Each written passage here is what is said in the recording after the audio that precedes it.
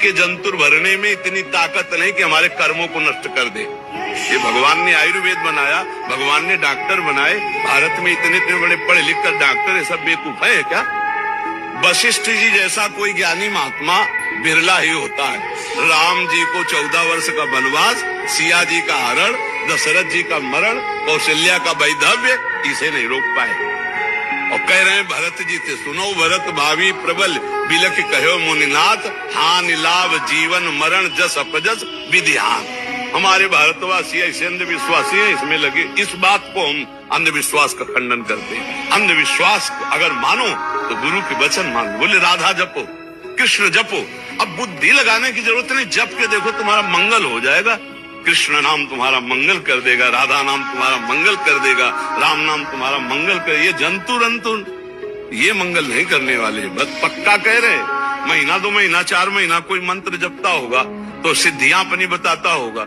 यहाँ बचपन से मंत्र ही जप रहे हैं। हमारे ब्रज में एक से एक सिद्ध हुए। बताओ कौन जंतुर बांधने वाला हो? एक से एक सिद्ध हुए, एक से एक सिद्ध हुए।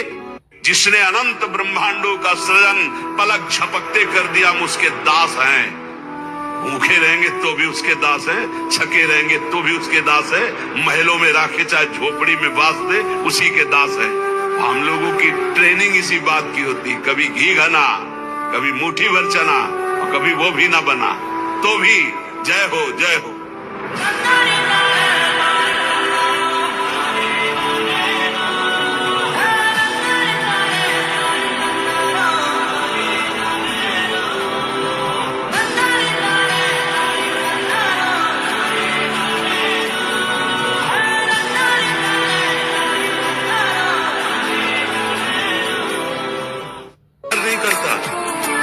मर गए तो 1-2 दिन रोना होगा, महीना 2 महीना चर्चा होगी।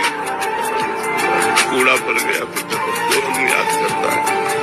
और ये बात जीते जी हम अगर समझ जाएं कि हमारा कोई नहीं है, यहाँ से कुछ नहीं ले जाना है, जो ले जाना है वो है भगवान का नाम, भगवान का स्मरण, परोपकार, अच्छे कर्म, वो करे मनुष्य। उमा क्षमा सापौते भारी। यदि आपको कोई सता रहा है तो आप चुप हैं, ये चुप उसके लिए बम का काम करेगा। अगर हमने कुछ बोल दिया तो बचत हो जाएगी, अगर हमने बोला नहीं तो उसको भोगना पड़ेगा और तत्काल कोई न कोई उसके ऊपर अटैक होगा, काल का, माया का, वो झेल नहीं पाएगा। ये सिद्धांत है। ऐसा नहीं है कि वो ऊपर वाला देख ही रहा है, मालिक सबको देख रहा है। अगर आप शांत हो, चुप हो और आपको कोई सता रहा है तो एक दिन वो दुर्गति को प्राप्त होगा। आप चुप होकर देख लेना, वो 2-4 दिन उन्नति दिखाई देगी, लेकिन वो ऐसा नष्ट होगा कि बिल्कुल बात समझ लो।